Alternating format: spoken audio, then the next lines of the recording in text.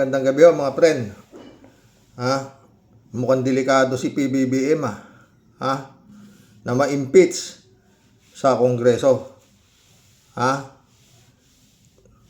Kung na-impeach sa Kongreso, pupunta na sa Senado, di ba? Doon na, pukpukan na doon. Ito, pasado na sa House Justice Committee. At tignan nyo naman ang butuhan. Nagbutuhan mukhang tama ang sinasabi ng mga nagsasabi na itong Kongreso na ito, sabi nga ni Pulong, napapangakuan lang to, nababayaran at kung ano-ano pa. Maraming nagsasabi ng ganyan. Pakinggan ho ninyo at tignan nyo yung klase ng boto. Makapanindig balahibo And one abstain. The chair declares the De Jesus complaint as sufficient in form. With 35 in favor, 9 against, and 1 abstain, the chair declares the Masa et al. Complaint sufficient in form. Madam Chair. Enzo Recto, kalaban ang katiwalian at kasinungalingan, kakampi. The Honorable Laila de Lima is recognized. Thank you, Madam Chair. Just to add to the statements earlier. Hindi na ho ako mag-aano dyan. Yun ho ang butuhan, Kumbaga sa basketball, tambak, Mas maraming pumabor na sufficient yung kumbaga sa korte, may probable cause yung ipinail na impeachment complaint na dalawang articles of impeachment kay PBBM. So, hihiringin na yan, di ba? Matakin mo, 40 mahigit kontra isa. Tapos isa, 35 mahigit kontra siyam. Ang layo, no? Mga friend. Hindi man nakadikit yung ayaw na ma-impeach si Bongbong, no? So, tatawid ho yan ng Senado. Forthwith, sabi nga ni SP Soto, no? Forthwith yan, gagawin yan forthwith. Pag galing sa tatawid yan. At magsusuot na sila ng toga. At yun na, bibindisyon na yung articles of impeachment na pumasa sa Kongreso, no? Nakakabaho yan. At saka yan nga mga friend, ngayon lang ho yan nangyari sa Pilipinas, no? At itong istorya nito ikalat na ho sa buong mundo, no? Na ang presidente at vice presidente nakasalang sa impeachment. Utangin lang yan,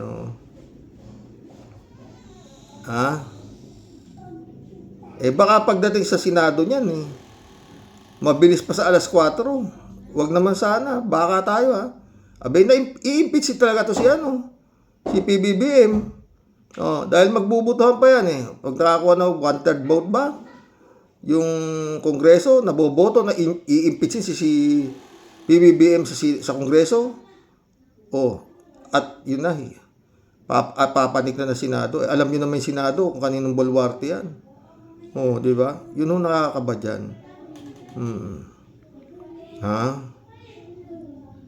Baka mamaya si Sara may impeach sa Kongreso, pagdating sa Senado, acquitted. Ay nako mga friend. Hindi natin alam Ngayon, kung sakasakali naman, na-impeach silang pareho, mas maganda pa. Di ba? Ayon sa batas. Si Tito Soto ang magiging presidente. At malaking gastos na putang gulo, parang bulbul, mga friend. Ewan ko na. Ating aantabayanan. Pero malamang sa alamang, may impeach si PBBM sa Kongreso. Kita nyo naman yung boto. 40 tapos para sa sufficiency nung ipinail na impeachment complaint kay Bongbong. Yung unang article, yung pangalawa 35 tapos kontra 9, ang layo. Di malamang sa alamang tatawid yan. Tatawid at tatawid. Sa Justice Committee pa lang, tambak na eh.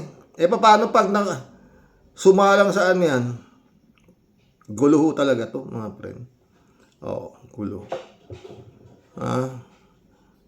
Lalong gumulo ang bansang Pilipinas. Hindi man lang kasi muna pinagsumikapang impeachin itong magiging presidente ng impyerno, no? Sinabay pa no? Mga boss. Ewan na. Wala na Sinong lukulukong negosyante ang mag-i-invest sa ganitong klaseng bansa na magulo pa sa bulbul ng buitre.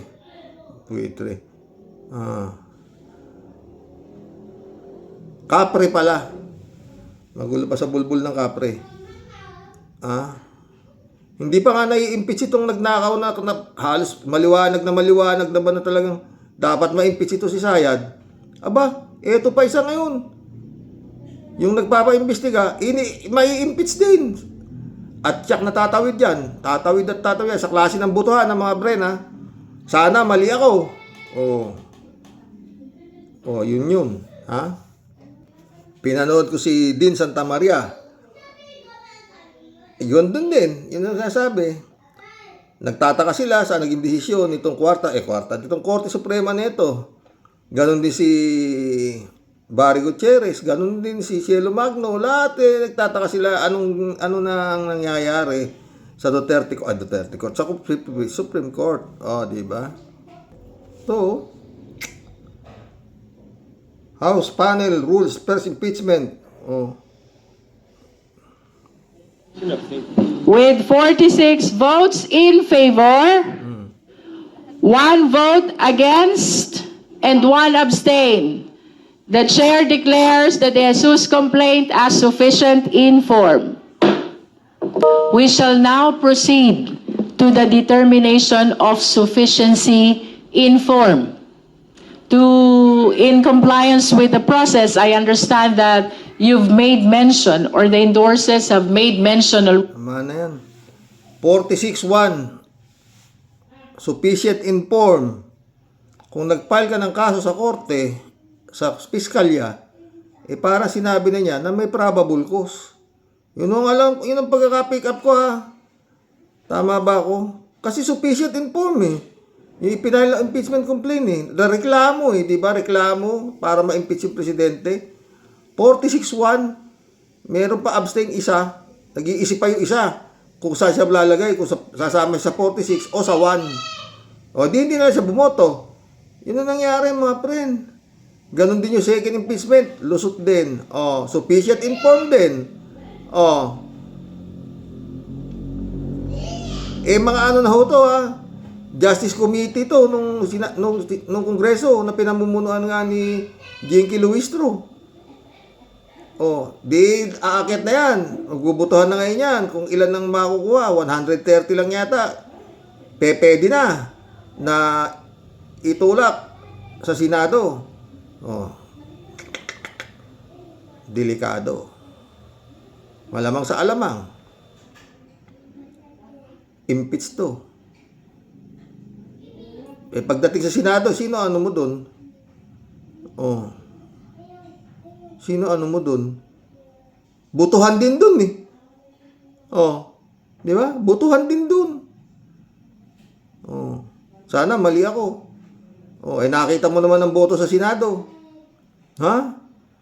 Gusto nyo ba pauwiin si Duterte at i-house arrest na lang dito sa Pilipinas dahil sa matanda na siya, ganito? Tambak! Yung ayaw. Mas maraming bumoto na pauwiin na raw si Duterte rito. Doon mo lang ibabase. Hindi naman kailangan marami utak. Mantakin mo, pumayag sila. Senado yan, Alam naman nilang maski na pumayag sila, hindi rin makapapauwi si Digong. Dahil nga hindi pwedeng pakialaman ng Senado yung International Criminal Court.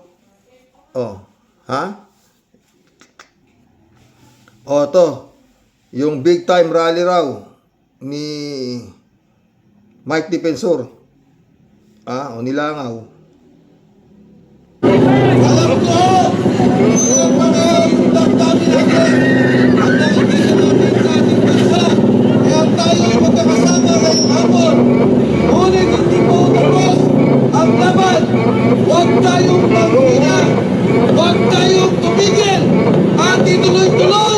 ang ating pagkilos hanggang mag-resign ang ulo ng korupsyon sa ating bansa, sa ating Republika ng Pilipinas.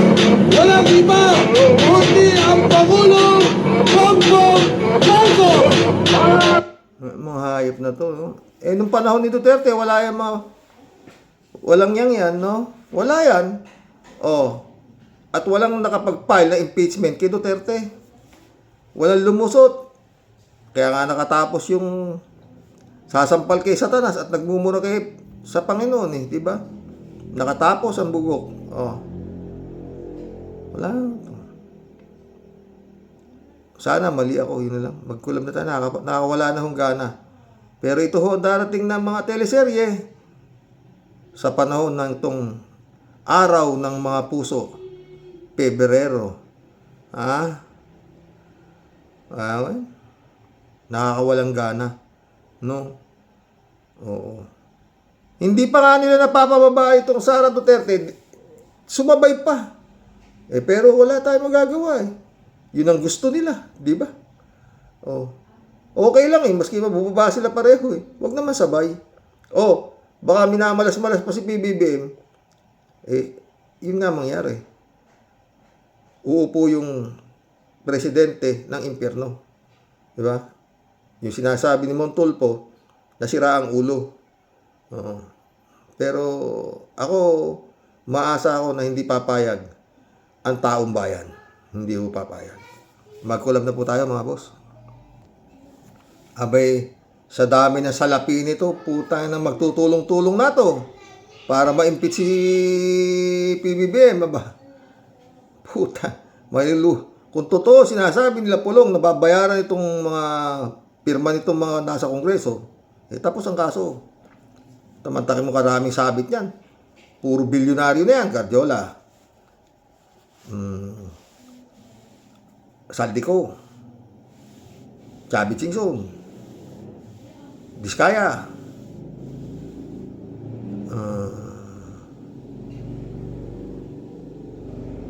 Yap, yung mga Eric Yap. Oh, marami pang iba. Katakot-takot to ang pera niyan. Diyos ko, bilyon-bilyon. Iba pa yung kay Duterte. Eh, susuporta pa China. Huwag naman sana. Pero yan, magkakagulo. Hindi pa payag siguro. Bahala na Diyos. Ha? Odelia Alpilor, shout out. Hello po, Sir Rox.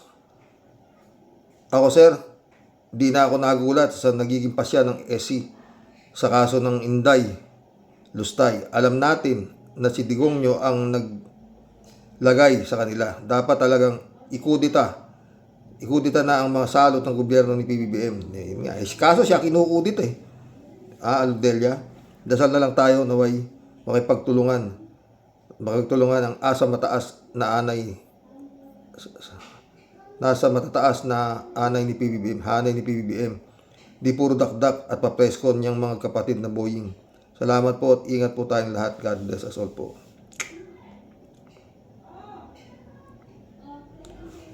Whoop PT, shout out.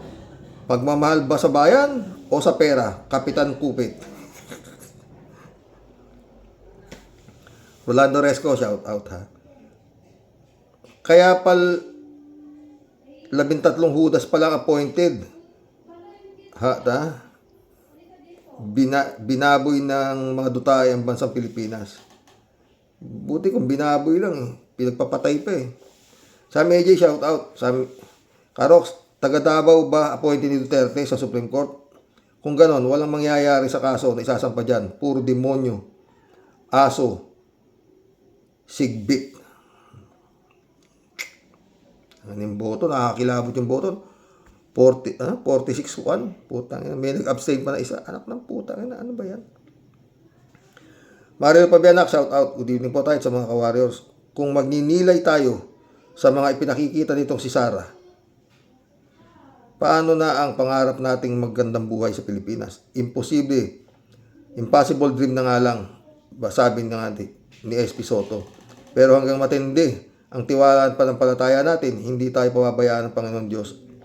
Laban sa mga naghahari sa ating bayan. God bless us. And God bless the Philippines. Amen. Michael Edwin Mike, shout out my friend. Shirley Jaser. Nagtaka ka pa, Senador Tito Soto. Alam mo na kung bakit hindi napapanagot ang mga Dutertads kahit katakot-takot na mga ninakaw. Pwesto lahat yan ni Duterte, di ba? Taga Davao halos yan mga yan. Magkano kaya kinita ng mga Supreme Court na yan? Huwag niyong sabihin na pati Supreme Court napasok train ng mafia.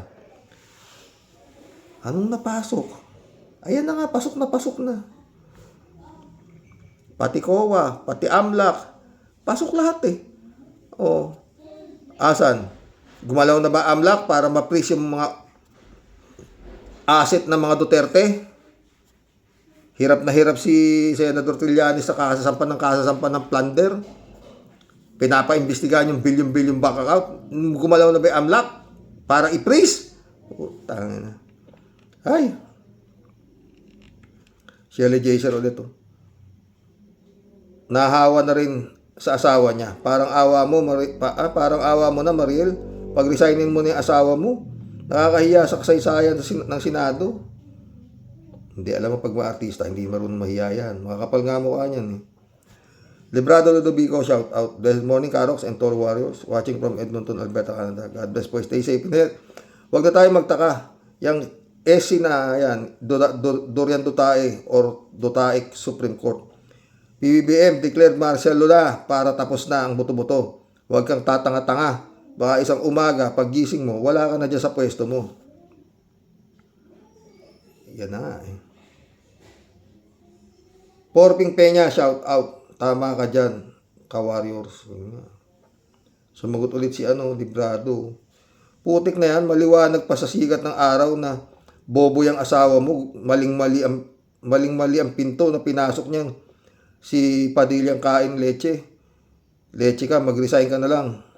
Senador ng China at ni Duterte, PI ka. Kakapal nga ng mukha. Modesto Kasilang, shout out. I-impeach din ang mga justices na yan at ihampas sa mga mukha ng mga abogado nila. Totoo. Hindi nga, gago mga. Kalahin mo, nakakulong na nga si Digong, nabigyan pa ng award. Inawarda ng Integrated Bar of the Philippines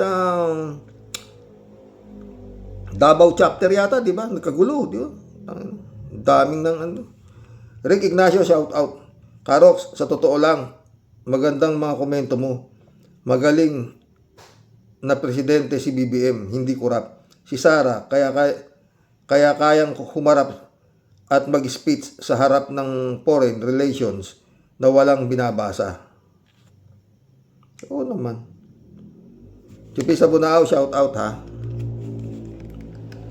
Naku po naman, Panday. Talaga lang ginamit mo pa ang pagkakakulong mo para tumakbo sa pagka-presidente. Maawa ka naman sa Pilipinas. Parang taka lang eh, no? David Ali Mendoza, shout out. Pwede po si Tombong Revilla na presidente ng TODA sa barangay nila sa Imus, Cavite. Tapakapalan talaga ng mukha itong politika, putang ina. Modesto Kasilang ulit. Mas delikado na ang mga susunod na panahon. Talagang pinipilit itong mga pro-komunista na mangyari ulit ang senaryo 1972 martial law. Ang huling baraha. Ayun. Subagot si 3J show po. Mag-martial law man, it wouldn't be the same as 1972 kasi iba na ang isip ng tao ngayon. Noon talagang nakontrol ni Marcos Sr. ang Pilipinas. Ngayon, di basta-basta pwede pa siguro nung panahon ni Gongdi. Kung nag-martial law siya, baka umubra pa. Talaga lang. Yan, iniwala ako sa dyan, 3J Show. Joselito Mabait, shout out. Kalat ni Baya, shout out.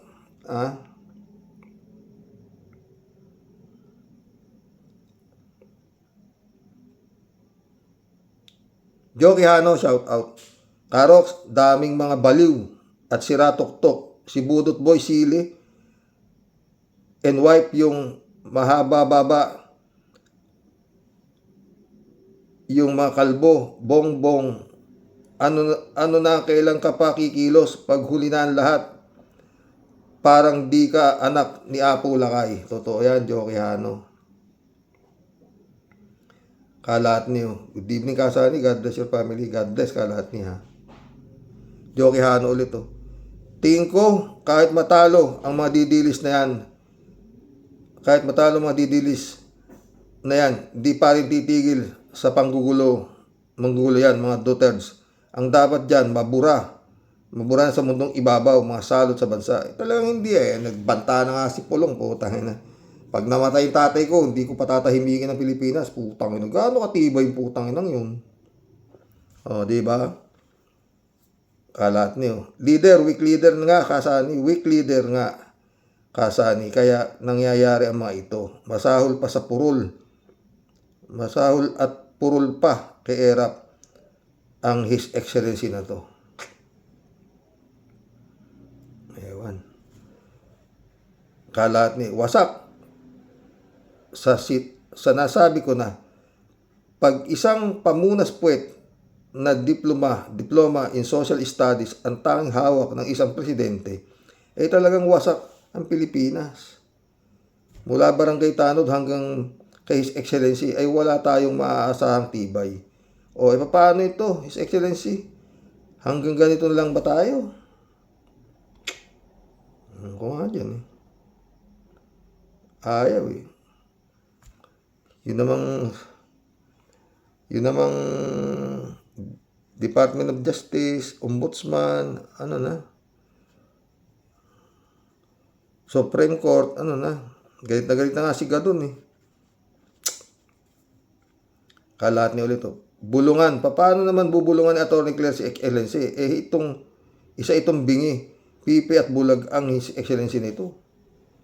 Pumapasok siya sa isang bagay na wala siyang klarong direksyon at kapos na kapos sa kaalaman, kaya ang Pilipinas ay nagkakaganito. Shout out, Miss Lloyda Claro. Uy, tagal na kaming di nagkakita niyan, friend. Hope all is well. Okay na, okay si Ading Gloria. Mary Lebron, shout out. No skipping ads, sabi niya. Good evening, Mary Lebron. Elizabeth Iscare, shout out. Good evening, Sir Rox. Ano pa ba ang maaasahan mo sa Korte Suprema? Lahat ay appoint digong. Siyempre, may lagayan dyan. Kaya ayun. Siyempre, pabor na pabor yan sa mga dutae. Kaya dapat lang, siguro, sipain yan. Silang lahat dyan. Kung pwede lang, di ba, Sir Rox? Yun nga eh. Ha? Pinanonood lang siya. Ano ang ginagawa ng mga Armed Forces of the Philippines? Puta. Payag kayo ganyan ang namumuno sa batas. Yung mga PM mayor dyan, oo, sa bagay, payag naman si Bato. Ang inang buhay ito. Wala na ito. Ay nako, David Ali Mendoza. Good evening po, Karok, sa mga ka-warriors natin. Wag lang po tayong tumigil ng pagdarasal sa ating Panginoong may kapal. At malay natin, sa tamang panahon po ay ipagkaloob po niya ang mga dalangin natin sa Kanya. Totoo ka, David. Hindi ko maintindihan to kung anong sulat to, sino ba to? Magandang gabi, Sir Rox. Sa dami ng pera ng Duterte, kahit ibang bansa mabibilihan yan. Pag sa kataas-taasan na ganito ang ibibigay, sigurado, kumikilig kahit mali, ang tatama, hindi tatama yan. Palayasin, taksil ng bayan, walang kwentang kataas-taasan. Ganun nga, ding. Elizabeth Iscare ulit to. Tama si Soto. Ayaw talaga ng Supreme Court na ma-impeach itong si Sara. At talagang Duterte Court na yan. Kahiya-hiya sila. Akala nila, Diyos sila. Na kahit ano pa ang maging desisyon nila, kahit mali ito, anong klase ba ang hustisya ngayon? Kaya dapat lang na yung mga sinasabi ni Senator Tito Soto patuloy na. Papalitan naman konstitusyon natin. At dapat maging alisot dito si BBM. Nako, may masamang plano talaga ang mga Duterte Nest. Ingat-ingat. Talagang, yan na oh. JK 20234, shout out. Impeach Leonen. Yan ang solusyon sa bendalo ng mga justice mismo. Shout out, Ted. Kung ang miyembro ng Duterte, kung ang miyembro ng Duterte Suprema ay ma-impeachable official din, posibleng pwede din silang ma-impeach lalo na sa pinakikialaman nilang mga ating saligang batas para tumibay pa ang kaso sila pang patalsikin ang mga tanim ni Duterte na tao ng Korte Suprema. Paano nga? Sinong gagawa? Hanapan sila ng kapalpakan nila na magagamit na malakas na ebidensya sa impeachment. Ayan na nga, napakaliwanag naman, di ba? May pumuri ba dyan sa naging desisyon nila? Wala. Tulad ng pagnanakaw at iba pang korupsyon, dapat nang patayin ang masamang damo. Wala eh. Yung gobyerno nito, si BBM ipa-blame niyo yung Supreme Court na yan na ipakita na yung kanilang salin. Tapos na yan eh. Yung lahat ng magnanakaw, pagaya si Sayad, pinakita yung salin niya, 88 million lang daw pera niya. Ba't hindi niya imbestigahan? I-freeze niyo ang asset niyan. Ba't hindi kayo dyan mag-imbestiga? Kung saan kayo napupunta eh. Yan muna unahin Ayun kasi yun. Ted ulit, Bong Revilla, matutupad ang pangarap mong maging presidente. Diyan ka magpe-presidente sa loob ng kulungan. Gawin mo din ang na vice mo si Pacquiao. Yan. Friend Shelby Sapeda, shout out. Christian Sen, July 7 Alcantara. Analisa Apolinar, shout out sa inyo mga friend. Ito na naman ang grabe sakit na ulo, no, Friend Shelby. Sabi ni Friend Shelby, Impong Basyang, Team Tia Deli po, kumakaway at mabati po na may ngiti sa iyo, Sir Rox, at sa buong team Rocky Warriors the Great. Sa topic ko po today, Sir Rox, talaga rin naman, masyado po yatang nakurta ang utak nitong aming si Mr. Budutman. Para manawagan at magsabing pag ginusto daw po ng bayan, siya daw po ay muling tatakbo. Dahil sa sobre niya daw po pagmamahal sa bayan. Taga-Kabitian ko to. Pwede nga. Saan banda po din si Rox ng sinasabi niya pong pagmamahal niya sa bayan, Aber? Kita mo naman, handa siya makulong. Sumuko siya alang-alang sa bayan. Tangay ng buhay ito. Naku pinutukan ka ng lintik na yawa ka. Sa pelikula mo lang ikaw pwedeng makapang-uto at maging dakilang plastic. Ano po, Sir Budot Pogi? Pakitanong mo nga po ulit, Sir, ang sarili mo. Sir, bakit ka ba ngayon nandiyan dyan at nakakulong ulit? Yun nga tatanga-tanga Tapos na po ang pagpapatawa mo at panililang mo sa taong bayan, okay? Talagang masasabi ko na favorite song mo po talaga ang Di Na Natuto ni Mr. Gary B. Kung di ka naman sobrang ungas, Sir, nakakulong ka na nga. Inulit mo pa na naman. Ano pa tawag mo doon? Aber, minsan ang taong sobrang gahaman sa kwarta at mapanlamang sa kapwa, ganyan po talaga ang aabutin. Yung sobrang epal, sobrang payabang, ayan, pagtama ni Karma, halos lalos pati atay at balon-balunan. Hindi ka pa talaga nasiyahan. Buong pamilya nyo nakaupo na sa gobyerno. Yung pagiging makati ang kamay sa pandideko at Sir Pogi, di ka na po sobrang kaswapangan na yan. Sakit na po yan. Di kaya may pagkaklepto itong mga to. Di sasawa sa amoy ng pera, mga putang ina mga ito. No, Friend Shelby. Kasi, wala ka pong naging kakwentuhan sa buhay na sobrang liglig at umaapaw sa biyayang ipinagkakalob sa iyo ng pamilya mo ng ating Panginoon Diyos. O ngayon, ano pong napala mo, Sir? Kahit ibalik pa yung ninakaw mo, but I doubt na gagawin mo po hindi niya babalik. Naku yan tipo mong yan na may lahing pambansang kuripot ang magsosoli, wala. Pinasosoli na ako, hindi pa niya sinusoli, Friend Shelby. Di mo na nga ginawa nung una. Yun nga, ngayon pa ba? Kung nakakarma ka ng malupit na ngayon, di buti nga sa'yo. Tas, mangangarap ka pala talaga, na pag ginusto ng bayan, tatakbo ka ulit. Wow, anong tatakbo ka ulit? Presidente ang tatakbuhin. Prince Erwin, ano ka ba? Presidente. O edi sige, tumakbo ka. Kahit ano pang gawin mo, may tataka na bro. Di ka na nanalo sa last election. Olats ka pa. Olats tayo. Yeah, sir. Sinong may malalang topak ang sa palagay mo ang boboto pa sa'yo, sir?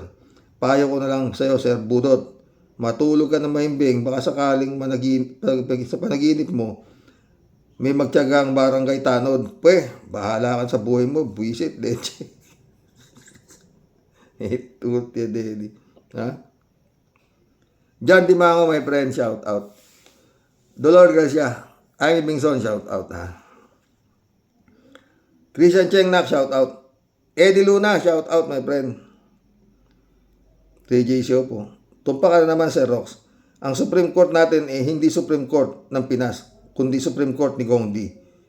Baka ito talaga ang magbunsod na i-revise ang konstitusyon. Hay, ang daming mga kampo ng kadiliman, ang kalaban ng Pilipinas, totoo. Pero kahit yan, walang magagawa ang mga yan sa kapangyarihan ni Lord. Totoo yan.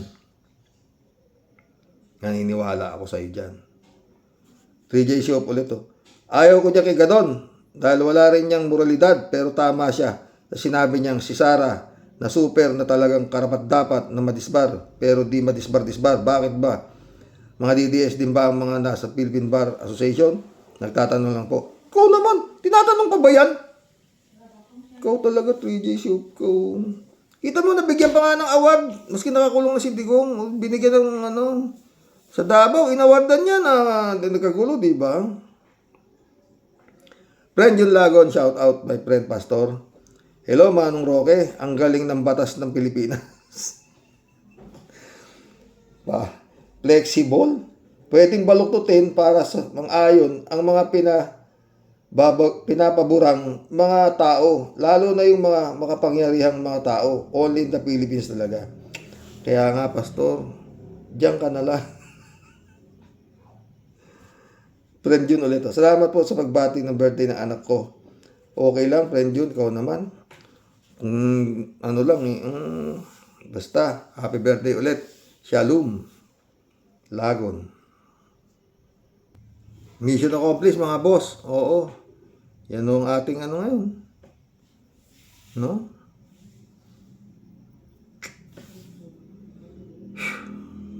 God bless. Dasal. At itong 2026 na to, pag hindi natuto, malamang sa alamang mas magulo pa to nung 2025. God bless. Sana mali ako.